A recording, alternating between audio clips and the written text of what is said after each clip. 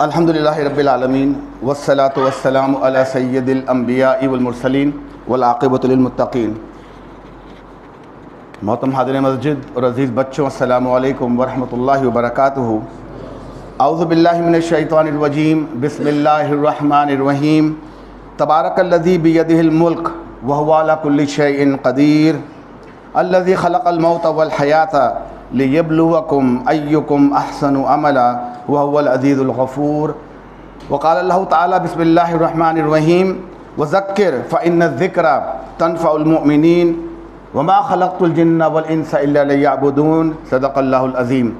رب اشرح لی صدری ویسر لی امری واحلل عقدۃ من لسانی یفقہوا قولی۔ اللہم علمنا رشدنا وعائذنا من شرور انفسنا، آمین رب العالمین۔ اللہم صلی علی محمد وعلی آل محمد کما صلیت علی ابراہیم وعلی آل ابراہیم انک حمید مجید۔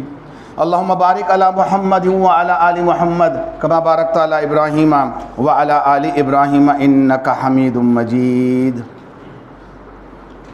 اللہ تعالیٰ ارشاد فرماتا ہے سورہ ملک کے اندر، نہایت بزرگ اور برتر ہے وہ جس کے ہاتھ میں کائنات کی سلطنت ہے، وہ ہر چیز پر قدرت رکھتا ہے، جس نے موت اور زندگی کو ایجاد کیا تاکہ تم لوگوں کو آزما کر دیکھے تم میں سے کون بہتر عمل کرنے والا ہے، اور وہ زبردست بھی ہے اور درگزر کرنے والا بھی۔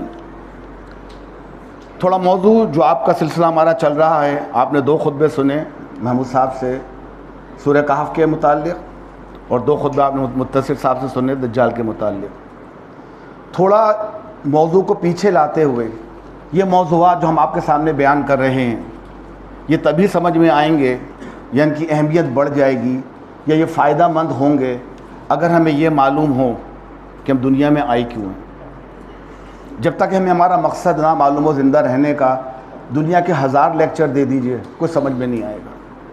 ایک بے مقصد زندگی یہ ہوتی ہے کہ آج مجھے کیا چاہیے اور کل کے لیے کیا بچاؤں، اس کی زیادہ فکر نہیں ہوتی ہے، نہ یہ خبر کیوں آئے تھے، نہ یہ خبر کہاں جانا ہے، تو جو جی رہا ہوں اس کو بہتر طریقے سے جی لوں۔ دوسری چیز یہ، اگر آپ سوشل میڈیا سے اٹھا کے دیکھیں، سوشل میڈیا جو کہ ہمارے پاس بچے کے پاس فون موجود ہے، اور وہ سوشل میڈیا تمام بچوں کے پاس، 4 سال کا بچہ بھی جانتا ہے کہ یوٹیوب کو کیسے کھولنا ہے، 4 سال کا بچہ، اور وہ جانتا ہے کہ مجھے اپنے مطلب کی جو بھی کارٹون ہے یا جو بھی ان کے بچوں کے پروگرام ہے، جو بھی اس کو معلوم ہے۔ ابھی مدرسے جانا شروع نہیں ہوا، اسکول جانا شروع نہیں ہوا، لیکن اس کو معلوم ہے کہ اسمارٹ فون کو کیسے آپریٹ کرنا ہے۔ تو اس میں جو سکھایا جا رہا ہے وہ اس وقت ہماری نمبر 1 تعلیم کا ذریعہ ہے، نمبر 1 پیدائش سے۔ ہم نے سنا تھا پیدائش سے جو شروع ہوتا ہے لمحہ وہ تو ماں کی گود ہوتی ہے۔ اب ماں کے پاس بھی ٹائم نہیں ہے تو وہ گود پہلے آیا کے پاس گئی، آیا کو 1000 کام کرنے ہیں، پہلے مجبوراً کرتی تھی، اب آیا اور ماں کو ایک نئی چیز مل گئی ہے، بچے کو فون دیا، دونوں کام پہ لگ گئے، اور بچہ سیکھ رہا ہے، مسلسل سیکھ رہا ہے۔ اسکول جائے بغیر، مدرسے جائے بغیر، ماں کے بغیر، باپ کے بغیر، دادا کے بغیر، دادی کے بغیر، بلکہ بچے کے پاس اب ان کے لیے ٹائم ہی نہیں ہے۔ آپ کسی بچے سے جو موبائل لے کے بیٹھا ہو ذرا فون چھین کے دیکھیں کیسی محبت دکھائے گا آپ کو۔ آپ ماں کی گود سے اتار لیں، باپ کی گود سے اتار لیں، دادا سے دور کر دیں، نہیں چیخے گا۔ موبائل فون لے کے دیکھیں، جب تک موبائل ہاتھ میں نہیں آئے گا وہ سکون سے نہیں آئے گا۔ اب تو بچہ کھانا بھی بغیر موبائل کے نہیں کھاتا۔ پہلے ماں باپ باتیں کرتے بچے کو کھلاتے تھے، کچھ سمجھا کے کچھ بتا کے، وہ بھی ختم۔ فون لگا دیا، بچہ بیٹھا ہوا ہے، وہ سیکھ رہے ہیں۔ تو ہمیں وقتاً فوقتاً یہ باتیں معلوم ہونی چاہیے۔ تبھی میں نے کہا کہ قرآن کی جو آیت ہے سورہ ذاریات کی، البتہ نصیحت کرتے رہو کیونکہ نصیحت ایمان لینے والوں کے لیے نافع ہے، منافع بخش ہے۔ دجال کی باتیں کب سمجھ میں آئیں گی؟ جب معلوم تو ہوگا دجال کیوں آئے گا۔ سورہ کہف کب سمجھ میں آئے گی؟ جب معلوم تو کہ موسیٰ علیہ السلام کیوں گئے تھے، ذوالقرنین کا واقعہ کیا تھا، وہ اصحاب کہف کیوں گئے تھے۔ قرآن نے خود تفصیل میں بتایا، سنا ہوگا آپ نے محمود صاحب سے، کہ لوگ اس بحث میں لگ گئے تھے کتنے لوگ تھے، کتنے دن رہے، یہ بھول گئے کیوں گئے تھے، کیوں رہے۔ پھر ہمارے ساتھ ایک مصیبت یہ کہ ہم بڑی مصروف دنیا میں رہ رہے ہیں، بے انتہا مصروف، ٹائم نہیں ہے ہمارے پاس، کیونکہ دنیا کمانے میں اتنے مصروف ہو گئے کہ وقت نہیں بچا، ایون اپنے گھر والوں کے لیے وقت نہیں بچا۔ صبح جاتے ہیں تو کولو کے بیل کی طرح کام کرتے رہتے ہیں، رات کے 8-9 بجے تک آتے ہیں، خاص طور پہ وہ کہ جو چھوٹی پوسٹوں کے اوپر ہیں۔ ہاں جو بڑی بڑی پوسٹوں پر ہیں، بلکہ وہ بھی ان کی بھی مصیبتیں کم نہیں ہیں. وہ جاب سے گھر آتے ہیں تو پھر ان کی بات شام کو سوشل گیدرنگ کرنی ہوتی ہے، تعلقات بڑھانے ہوتے ہیں، PR بنانی ہوتی ہے، نئے نئے ٹھیکے لینے ہوتے ہیں. سکون سے کوئی بھی نہیں ہے، سب لگے ہوئے زندگی کی دوڑ میں. اور کر کیا رہے ہیں؟ کوئی شارٹ کٹ مل جائے. ہر کام کے لیے شارٹ کٹ ڈھونڈتے ہیں. پہلے لوگ کہتے آئی لو یو، میں آپ سے پیار کرتا ہوں، میں آپ سے محبت کرتا ہوں، السلام علیکم. لوگ لکھتے تھے، پھر وہ لکھا ہوا آنے لگا. اب لکھنا نہیں پڑتا ہے، بٹن دبایا السلام علیکم ورحمۃ اللہ وبرکاتہ. اب وہ زمانہ بھی گیا. اب ایک تصویر بنی ہوئی بندہ سلوٹ کر رہا ہے. شارٹ کٹ نا. کون لکھے الف لام؟ تو اردو تو گئی گا، اس کو تو کہتے ہیں نا کہ اس کو تو ہم نے کھڈی لائن لگا دیا اردو کو. تو اردو کو بھی اب انگلش میں لکھ رہے ہیں.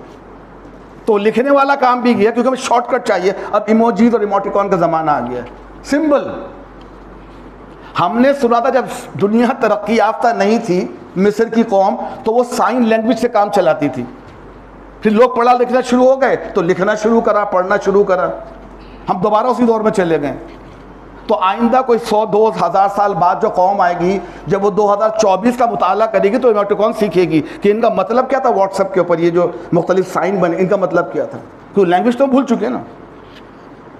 اس شارٹ کٹ نے ہمیں مار دیا. اچھا دنیا کے کام میں تو پھر بھی ہم تھوڑے لمبے کام کر لیتے ہیں. یہ بچے بیٹھے ہوئے سارے، ابھی ان کو جاب کرنی ہے تو 12 سال تو پڑھنا پڑے گا انٹر کرنے کے لیے. پھر 4 سال کی ڈگری لینی پڑے گی BS کی. پھر 2 یا 4 سال کی ماسٹر کی ڈگری لیں گے تو شاید کوئی جاب ملے گی. تو انہیں 16-18 سال تو گزارنے ہیں. انہیں پیدائش پہ ماسٹر کی ڈگری ہی نہیں ملے گی. تو یہاں تو شارٹ کٹ ممکن نہیں ہے. لیکن امتحان میں شارٹ کٹ آ گئے. وہ گیس پیپر، وہ سالٹ پیپر، چھوٹے چھوٹے نوٹس رٹ لیں ان کو بس. تو دنیا میں تو پھر بھی محنت ہو رہی ہے.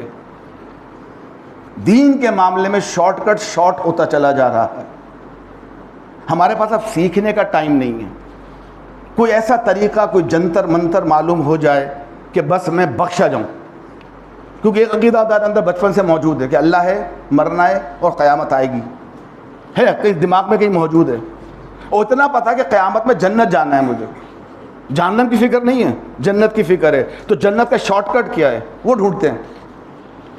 اور حیرت کی بات یہ کہ جہاں شارٹ کٹس لکھے ہیں وہاں نہیں ڈھونڈتے. جس ذات نے کر کے دکھائے وہ نہیں ڈھونڈتے. آج کے دور میں ڈھونڈتے کوئی ایک کام کروں اور ابو بکر صدیق میرے پڑوسی بن جائیں. میں ان کا پڑوسی نہ بنوں، وہ میرے پڑوسی بن جائیں. چھوٹا سا کام کروں اور نبی کے ساتھ کھڑا ہوں صلی اللہ علیہ وسلم، اور لائن میں سب سے آگے ہوں، پہلے مجھے کوثر کا پیالہ ملے. یہ تو تمنا دل میں رکھتے ہیں. تو اس کے لیے شارٹ کٹ ڈھونڈتے ہیں. اور اسی شارٹ کٹ نے تباہی مچا دی ہے. آج ہمارے پاس سب کچھ سیکھنے کا ٹائم ہے. اگر ٹائم نہیں ہے تو دین سیکھنے کا ٹائم نہیں. اچھا کسی کو تھوڑا جذبہ چڑھ بھی جائے دین سیکھنے کا تو وہ یوٹیوب کھول کے کوئی چینل لگا کے کوئی کسی کی تقریر سن لیتا ہے. تو آپ سب یہاں جو بیٹھے سب نے کبھی فیس بک پہ، انسٹاگرام پہ یا یوٹیوب پہ تقریر دیکھی ہوں گی. میں بھی کوئی پچھلے 5-6 سال سے یہی کر رہا ہوں. کیونکہ ہمیں تو بولنا ہوتا ہے نا، ہمیں تو لوگوں کو بتانا ہوتا ہے. تو اگر کسی چیز کے بارے میں بتانا ہے تھوڑی بہت تو معلومات ہونی چاہیے نا، تاکہ جب میں بولوں تو جاہل انداز سے نہ بولوں. اگر میں کوئی پریڈکشن کروں تو وہ نالجبل پریڈکشن ہو. ایک اندھے کی بڑ نہ اٹھا کے جو بول دیا بول دیا. تو میں نے جو یوٹیوب پہ کلپ دیکھے ہیں، انسٹاگرام پہ، فیس بک پہ آپ نے بھی دیکھے ہوں گے، وہ موضوعات کیا ہیں آج کل. یا ٹی وی پہ جو ہمارے یہاں مذاکرے ہوتے ہیں، وہ پرائم ٹائم شو جو ہو رہے ہوتے ہیں، اس میں چند لوگوں کو لا کے بٹھایا جاتا ہے. وہ بڑے سلیکٹو لوگ ہوتے ہیں. وہ ٹی وی کے اینکر مین، ان کو پتہ ہے کہ میری ساری کی ساری روزی اس بات سے وابستہ ہے کہ میرے شو کی ریٹنگ کیا ہے. میرے شو کی ریٹنگ کیا ہے. اس کو ریٹنگ بڑھانی ہے. ریٹنگ بڑھے گی تو جاب پکی ہوگی، جاب پکی ہوگی تو سیلری بڑھے گی. اب چونکہ پیٹ وابستہ ہے تو پھر وہ دیکھے گا کہ مارکیٹ میں چل کیا رہا ہے، مارکیٹ میں کیا بک رہا ہے. عقل مند تو وہی ہوتا ہے نا، پیسے تو وہی کمائے گا. جب تک عقل مند بیوقوف زندہ ہے، عقل مند بھوکا نہیں مرے گا. تو عقل مند دیکھتا ہے کہ بیوقوف چاہتے کیا ہے، پھر وہ چیز مارکیٹ میں لے کر آتا ہے. اگر میں نے پیسے کمانے ہوں تو میں کوئی رنگا رنگ کی محفل سجاؤں گا نا، کوئی فوڈ فیسٹیول، کوئی کھانے، کوئی ناچ گانا، تو پیسے آئیں گے نا. میں کوئی دینی محفل سجا کر تو پیسے نہیں کما سکتا. بلکہ وہاں تو پیسے کیا فری میں لوگ نہیں آتے ہیں. پیسے دے کے کوئی پاگل آئے گا کیا قرآن سننے کے لیے، حدیث سننے کے لیے؟ کیونکہ مارکیٹ میں ہے ناچو گانا چل رہا ہے. تو یہ اینکر مین بڑے سوچ سوچ کے ایسے لوگ اٹھا کے لاتے ہیں دو لوگ کہ جن کے آپس میں نہ خیالات ملتے ہوں نہ مزاج ملتے ہوں، اور دونوں مختلف مذاہب سے ہوں. میں نے دین نہیں کہا ہے، مذاہب. ایک شیعہ تو ایک سنی، ایک بریلوی، ایک مالکی، ایک حنبلی، ایک شافعی، ایک حنفی. اور پھر ایسے سوال پوچھتے ہیں کہ وہ فتنہ کھڑا ہو کہ علامہ نہ حفیظ. اور یہ شو بکتے ہیں ہمارے یہاں، آپ سب کو معلوم ہے. خاص طور پہ پاکستان جانے رہنے والے سننے والے تو ان کو اچھی طرح پتہ ہے ہمارا شو ہی وہی کامیاب ہوتا ہے کہ جہاں لڑائی کی باتیں ہو رہی ہیں. تو موضوعات اب لڑنے کے لیے ہے کیا؟ نماز پہ کون لڑے گا؟ بہت سے بہت یہ کہ یہ ہاتھ چھوڑ کے پڑھتے ہیں، ہاتھ کھول کے پڑھتے ہیں اور باندھ کے. آمین بالجہر کہتے ہیں، آمین بالجہر نہیں کہتے تو کوئی مسئلہ ہی نہیں ہے. اس پہ کوئی لڑے گا بھی کوئی نہیں، نہ روزے پہ لڑے گا. چلے تراویح میں تھوڑا بہت لڑ لے گا تو وہ ایک مہینے لڑے گا نا رمضان کے موقع پر کہ 36 ہے کہ 18 ہیں کہ 12 ہیں 20 ہیں، باقی 11 مہینے کیا بیچے گا وہ. تو شیطان نے بڑا پیارا راستہ سجھایا ان کو کہ ان سب چیزوں کو چھوڑو، اس پر سارے مسلمان متفق ہیں.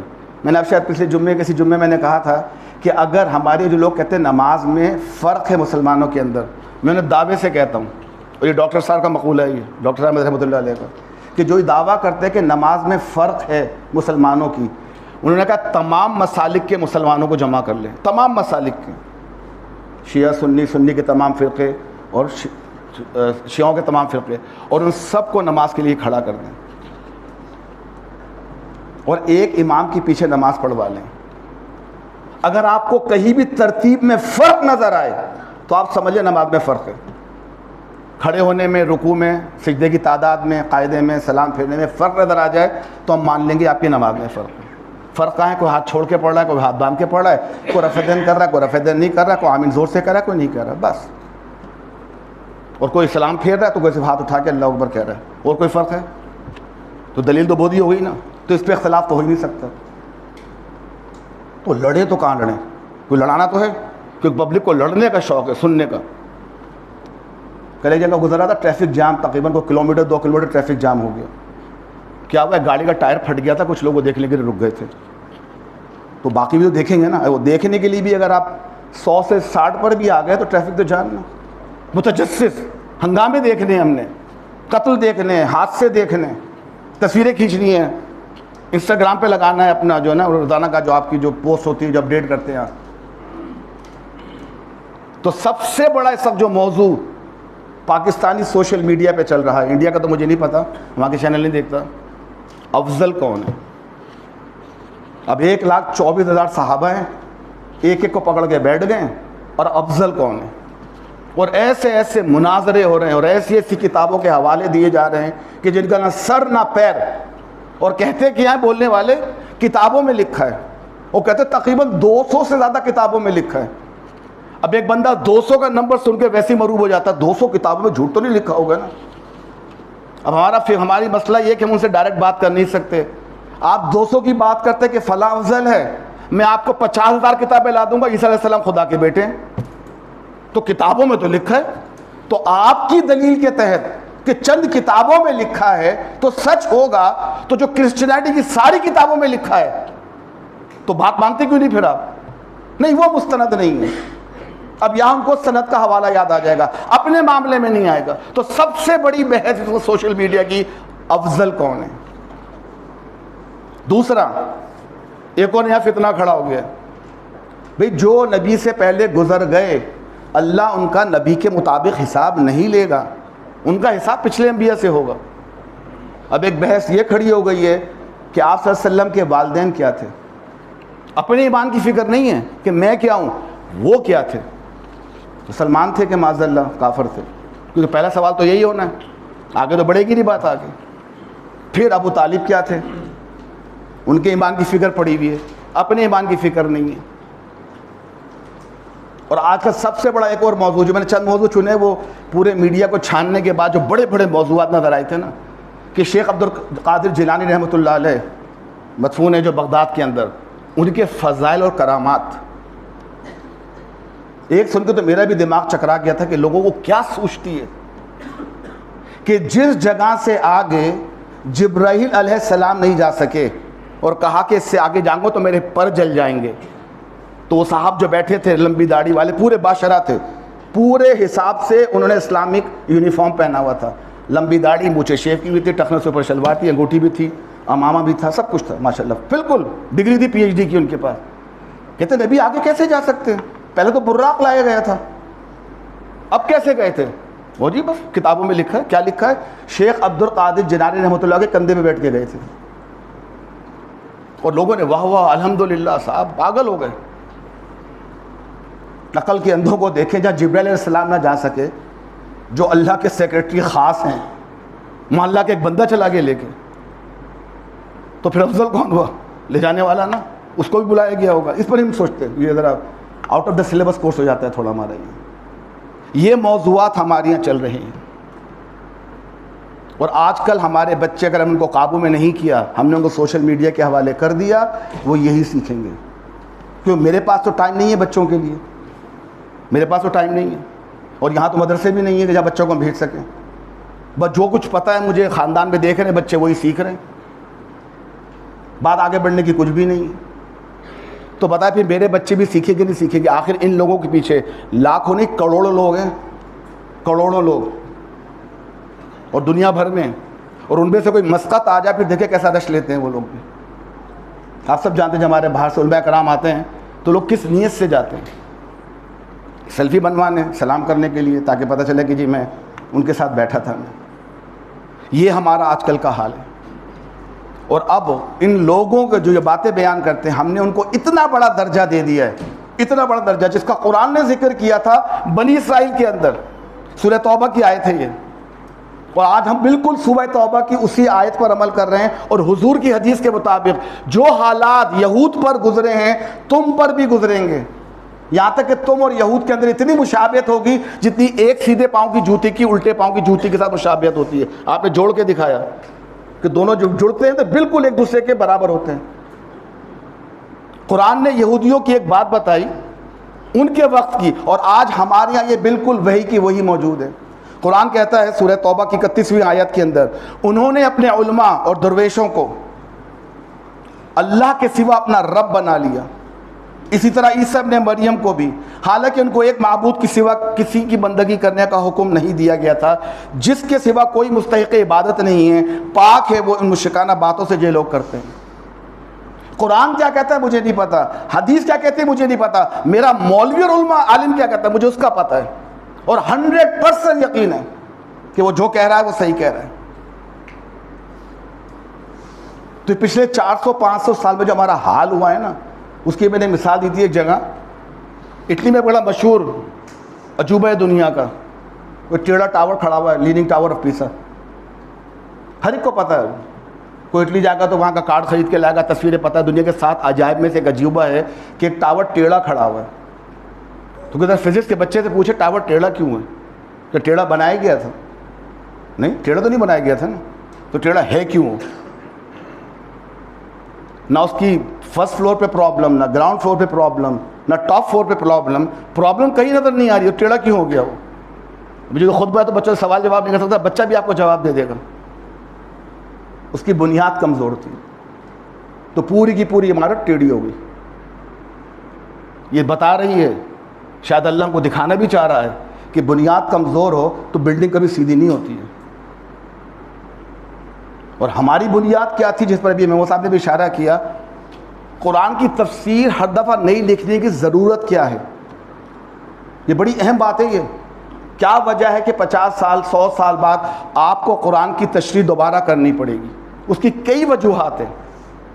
دو جو میری سمجھ میں آتی ہیں, ایک تو ہے کہ زبان بدلتی رہتی ہے, زبان بدلتی رہتی ہے. مجھے اپنی اردو کے خوبصورت ہونے میں بہت فخر ہے, میری اردو بہت اچھی ہے.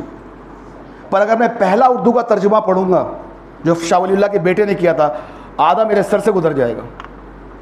وہ اتنی مشکل اردو, اتنی دقیق, گاڑی اور ثقیل اردو ہے, میرے سر سے اڑ جائے گی وہ. حالانکہ اس زمانے میں وہ عام زبان تھی, بالکل عام, ہر کوئی جانتا تھا. اس کے بعد بعد کے علماء آئے, انہوں نے بھی تفسیر کی, زبان کا لہجہ بدل گیا, معنی وہی رہے, تھوڑے معنی بدل آ گیا ہوگا, ہر ایک کا فہم الگ ہے. تو ایک تو زبان کی پرابلم. تو اگر میں پرانی زبان کا قرآن کا ترجمہ پڑھوں گا مجھے سمجھ میں نہیں آئے گا, مجھے آج کی زبان کا قرآن کا ترجمہ چاہیے تاکہ مجھے اپنے ڈے ٹو ڈے استعمال کے لفظوں سے معلوم ہو اللہ کیا چاہتا ہے. دوسری, قرآن کبھی مکمل نہیں ہوگا سمجھنے میں, اس کے عجائبات آخر وقت تک رہیں گے. سمجھ میں آئے گا سب کے, یہ نہیں کہ سمجھ میں نہیں آئے گا, ورنہ قرآن کا تو مقصد ہی فیل ہو جائے گا کہ سمجھ میں ہی نہیں آیا. یہ ناممکن ہے. ہر ایک کو اپنے وقت کے حساب سے سمجھ میں آئے گا, اس کی معلومات کے حساب سے سمجھ میں آئے گا. جب تک ایسٹرالوجی ایجاد نہیں ہوئی تھی, اس کا علم نہیں پھیلا تھا, لوگوں کو نہیں معلوم تھا قرآن کی آیت کیا کہہ رہی ہے. ہم نے اس دنیا کو خلق کیا ہے اور ہم اسی کو وسعت دے رہے ہیں, ہم اس کو پھیلا رہے ہیں. آپ سوچیں صحابوں کو سمجھ میں آ سکتی تھی کہ پھیلانے کا مقصد کیا ہے؟ آج کی سائنس بتاتی ہے, جو ایسٹرالوجی پڑھ رہے ہیں, ایسٹرونومی پڑھ رہے ہیں, کہ ہماری کہکشاں تو ایک بہت بڑے عالم کے اندر ہے اور پورا عالم پھیل رہا ہے. کہ کس نے بتایا؟ جب ہبل ٹیلیسکوپ باہر گئی ہے خلا کے اندر, جب جیمز ویب ٹیلیسکوپ گئی ہے باہر, اس نے بتایا ہے کہ جو تم کائنات دیکھ رہے ہو اس کا سرا نہیں ہے, یہ تو پھیلتی جا رہی ہے. تو آج کے لوگوں کو یہ آیت سمجھ میں آ گئی, کل کو کچھ اور سمجھ میں آ جائے گی. بلیک ہول کا تصور لوگوں کو پہلے نہیں معلوم تھا, لواقع النجوم کے وانی نہیں معلوم تھے کہ ستارے کہاں جا کے ڈوب جاتے ہیں. آج سمجھ میں آتا ہے بڑے آرام سے کہ کوئی بھی ستارہ بلیک ہول کے پاس سے گزرے گا, وہ اس کو کھینچ لے گا, وہ غائب ہو جائے گا. تو اسی لیے قرآن کی نئی تفاسیر ضروری ہیں, تاکہ ہمارے نئے بچے, جو نئی نسل آ رہی ہے, ان کو اپنی زبان میں معلوم ہو کہ اللہ کا کلام چاہتا کیا ہے. یہ تمہید میں نے کیوں باندھی تھی کہ دیکھیں جتنے بھی موضوعات ہم بیان کر رہے ہیں, یہ تب تک سمجھ میں نہیں آئیں گے جب تک ہمیں اپنی زندگی کا مقصد معلوم نہیں ہوگا. اور یہ بہت ضروری ہے, اس کو بار بار روک کے دوبارہ سمجھنا ضروری ہے. سلسلہ چل بھی رہا ہو کسی موضوع کا, بیچ میں روک کے بولنا ضروری ہے. قرآن میں کیوں اتنی دفعہ صلاۃ کا ذکر کیا گیا ہے, کیوں اتنی دفعہ جو ہے وہ شرک کا ذکر کیا گیا ہے؟ گفتگو چل رہی, بیچ میں نماز آ گئی. سورہ ماؤن میں کیا ہے؟ اللہ تعالیٰ لینے دینے چیزوں کے بارے میں معلوم کر رہا ہے, نماز کا ذکر بیچ میں آ گیا. ویل للمصلین, کیونکہ ضروری تھی نا, اس کا تعلق نماز سے تھا, تو وہاں ذکر کر دیا. تو مجھے معلوم تو ہونا چاہیے کہ میرے زندگی کا دنیا میں آنے کا مقصد کیا ہے, تبھی تو مجھے تمام باتیں سمجھ میں آئیں گی. اور ایک بات اور سمجھ لیجیے, یہ جتنے موضوعات میں سامنے بیان کیے تھے نا, افضلیت والا معاملہ, اور کون مسلمان تھا کون مسلمان نہیں تھا, یہ سارے کون لوگ کر رہے ہیں؟ جو پیڈ مولوی ہیں, پیڈ, جن کے ساتھ پیٹ لگا ہوا ہے. وہ تو آپ کو وہی باتیں بتائیں گے جو مارکیٹ میں چل رہی, تاکہ ان کے بیانات. خود ایک بہت بڑے عالم نے یہ کہا تھا کہ کون سا دین ہے کربلا کا, کون سا دین ہے کہ جس کو بیان کرنے کے آپ 35 لاکھ روپے 10 دن کے لیتے ہیں. محرم کے 10 دن میں محفلیں ہوتی ہیں نا, بڑے محبت کرنے والے, چاہنے والے آتے ہیں, روتے ہیں, رلاتے ہیں. اتنی محبت کرتے ہیں کہ پہلے طے کر لیتے ہیں رلانے کے 35 لاکھ لوں گا. وہ خود عالم اعتراض کر رہے ہیں اپنے عالم و ذاکروں کے اوپر, یہ کیا ہو رہا ہے؟ یہ اتنی محبت ہے تو فری میں کرو نا ذکر ذرا. اچھا فری میں کریں گے تو پھر رونا دھونا نہیں ہوگا, کیونکہ وہ باتیں بیان نہیں کر سکیں گے. مارکیٹ میں تو لڑنے والی باتیں چل رہی ہیں. کیا وجہ کہ یہاں کے آنے والے عالم بھی پیسے لیتے ہیں پہلے, تو جب پیسہ ساتھ لگے گا تو پھر تو وہی بات کی جائے گی. تو یہ باتیں آپ کو سننے کو اس لیے بھی نہیں ملتی ہیں کہ فری کی باتوں میں لڑائیاں نہیں ہوتی, وہاں دین ہوتا ہے سر. تو 3 سوال جو میں پوچھنے چاہیے اپنے آپ سے, جب کبھی بیٹھے ہوں تنہائی میں, کوئی نیک بات سن کر آئیں, کوئی نیک بات سنیں, تو پہلا سوال جو سب کو پتہ ہے بھی, اس کا جواب بھی, ہمیں کس نے پیدا کیا؟ یہ تو بڑا ایزی سوال ہے, سب کہہ دیں گے اللہ نے پیدا کیا. ایون کافر بھی کہہ دے گا, جو اپنے بھگوان کو مانتا ہوگا کہ مجھے بھگوان نے پیدا کیا, وہ سب سے بڑی طاقت ہے. دوسرا اہم سوال, مجھے کس لیے پیدا کیا گیا, کیوں پیدا کیا؟ کوئی مقصد ہوگا نا اس کو. یا اللہ بس پیدا کر دیا, دنیا چلے جا رہی ہے, مر جائیں گے, دوبارہ نئی نسل آئے گی, وہ مر جائے گی, پھر نئی نسل آئے گی, مر جائے گی. یہ تو جانوروں میں ہو رہا ہے. تیسرا سوال, کس مقصد کے لیے پیدا کیا گیا؟ تو پہلا سوال کس نے پیدا کیا, دوسرا سوال کیوں پیدا کیا, اور تیسرا سوال کس لیے پیدا کیا. تو جب سوال کے جواب پوچھیں گے تو شاید وہ بتا بھی دیں, بچے بڑے بھی, حقیقت نہیں معلوم ہوگی شاید, یا سمجھ میں نہیں آئے گی, یا کچھ اور انداز سے معلوم ہوگی. کیونکہ ہماری, جیسے میں نے کہا, دنیا کی بڑی مصروف دنیا میں رہ رہے ہیں, ہماری ترجیحات, ہماری پرائرٹیز تھوڑی ڈفرینٹ ہو چکی ہیں. آپ میں سے جو ریگولر ڈرامہ دیکھنے والے ہیں, ہمارے اردو کے جو ڈرامے ہوتے ہیں, بھلے کہیں کہ انڈیا کے, پاکستان کہیں کے بھی ہوں, خاص طور پر مسلمان گھرانے جہاں دکھائے جاتے ہیں, ایمانداری سے بتائیے ان ڈراموں میں آپ کو دین کتنا نظر آتا ہے؟ اچھا دین کو بھی چھوڑ دیں, مذہب کتنا نظر آتا ہے؟ کب نظر آئے گا؟ جب لڑکی کی شادی ہو رہی ہوگی تو آپ کو دکھائیں گے ایک مولوی کو لا کے بٹھا لیا. مر جائیں گے تو ایک مولوی لا کے بیٹھ جائے گا, قبرستان دکھا دیں گے. یا کوئی بچہ پیدا ہوگا تو کہیں دکھا دیں گے جی وہ عقیقہ بھی کرنا ہے, لفظ آئے گا, عقیقہ دکھائیں گے نہیں آپ کو. دکھائیں گے تو مہندی, مائیوں, اپٹن, بارات, ولیمہ, لمبا لمبا 6 قسطوں کے اندر, اور حقیقت کا صرف نام آئے گا, کوئی دین ہے؟ اور یہ ڈرامے کون دیکھ رہا ہے؟ ہمارے بچوں کی اول معلمہ, بچوں کی پہلی استاد یہ ڈرامے دیکھ رہی ہے. ہاں جی مائیں, ہماری مائیں ڈرامے دیکھ رہی ہیں. تو جب وہ ڈرامے میں جو 7-8 گھنٹے ٹی وی دیکھ رہی ہیں, دین کہاں ہے؟ تو جب دین سکھایا نہیں جائے گا تو ملے گا کیسے؟ جب کوئی محنت کریں گے تو ملے گا نا. ہم نے محنت کرنی چھوڑ دی دین کے لیے, بس کہیں سے فری میں مل جائے, کوئی آٹومیٹک آ جائے, کوئی آسموسس ڈیفیوژن کچھ ہو جائے کیمسٹری کی زبان کے اندر, کوئی جذب ہو جائے, میں کسی عالم کے پاس بیٹھوں اس کے اندر سے ایمان سرایت کر جائے میرے اندر, مجھے کچھ نہ کرنا پڑے. تو جب ہم دین سیکھیں گے نہیں تو سکھائیں گے کیسے؟ اچھا میں آپ سے ایک اور سوال پوچھتا ہوں, جب آپ بچے کو رات کو جلدی سونے کا کہتے ہیں, کاش خطبے کی جگہ ہماری ڈسکشن ہو رہی تھی, زیادہ سمجھ میں آتا. جب بچے کو رات کو کہتے ہیں جلدی سو جاؤ, تو صبح کا کیا کہہ کے کہتے ہیں؟ بیٹا جلدی سو جاؤ, صبح آنکھ نہیں کھلے گی اسکول کے لیے. 90% یہ کہتے ہوں گے نا. تو بچے کو کیا سکھایا جا رہا ہے؟ رات کا جلدی سونا کس لیے ہے؟ صبح کے اسکول کے لیے, یا جاب کے لیے, یا انٹرویو کے لیے. کتنوں نے کہا بیٹا جلدی سو جاؤ, صبح فجر میں آنکھ نہیں کھلے گی. سوچنے کا مقام ہے نہیں. میری ترجیحات کیا ہے؟ میں بچے کو کیا سکھا رہا ہوں؟ بیٹا جلدی اس لیے سو کہ دنیا کے لیے اٹھ سکو, اس لیے نہیں کہ صبح فجر کے لیے اٹھ سکو. پھر میں بچے سے کہتا ہوں کہ وہ والدین کا اطاعت گزار نہیں ہے. بالکل نہیں ہے, دنیا کا اطاعت گزار ہے. دنیا مانگتی ہے نمبر 1 پہنچا ہوا ہوتا ہے. کوئی کانسرٹ ہو, کوئی ڈرامہ ہو, کوئی جاب ہو, کوئی پروگرام ہو, سب سے پہلے پہنچتا ہے. جمعے کی نماز میں جب امام عربی کا خطبہ ختم کر کے بیٹھتا ہے, بچہ پہنچ جاتا ہے. اور جیسی سلام پھیرا باہر, کیوں؟ مسجد میں کیلیں نکل آتی ہیں, کانٹے نکل آتے ہیں. کانسرٹ میں 1.5 گھنٹہ پہلے پہنچے گا اور 1.5 گھنٹے بعد تک بیٹھا گا, کسی طرح سیلفی کھینچنے کا موقع مل جائے جس نے گانا گایا ہے. امام سے ہاتھ ملانے کی تمنا کسی بچے میں نہیں ہے کہ جس نے مجھے نماز پڑھائی اس سے میں ہاتھ تو ملا لوں, جس نے خطبہ سنا اس سے مل تو لوں. اس کی فکر نہیں ہے. کیوں؟ ماں نے کہا کیا تھا, جلدی سو, صبح اسکول کے لیے اٹھنا ہے. تو جب یہ معاملات رہیں گے تو پھر شکایتیں نہ کریں. تو ہمیں ان سوال کے جواب قرآن سے ڈھونڈنے ہیں. کیوں پیدا کیا گیا ہے, کس نے پیدا کیا, کس مقصد کے لیے پیدا کیا ہے. ہمارے موضوع کبھی ختم نہیں ہوتے ہیں, ہم تو بات سمجھانے کے لیے کرتے ہیں. تو انشاءاللہ یہ موضوع اگلے ہفتے بھی رہے گا. اس کے بعد بھی اگر ٹائم ملا تو جو بھی بات یہاں چل رہی تھی, نمو صاحب نے ایک بات عقیدے کا لفظ استعمال کیا تھا, اس پر بھی تفصیلی گفتگو ہوگی. اللہ تعالیٰ سے دعا ہے کہ جو باتیں میں نے بیان کی ہیں مجھے خود اس پر عمل کرنے کی توفیق عطا فرمائے, جو حضرات یا بیٹھے ان کو بہتر طریقے سے عمل کرنے کی توفیق عطا فرمائے. وآخر دعوانا الحمدللہ رب العالمین.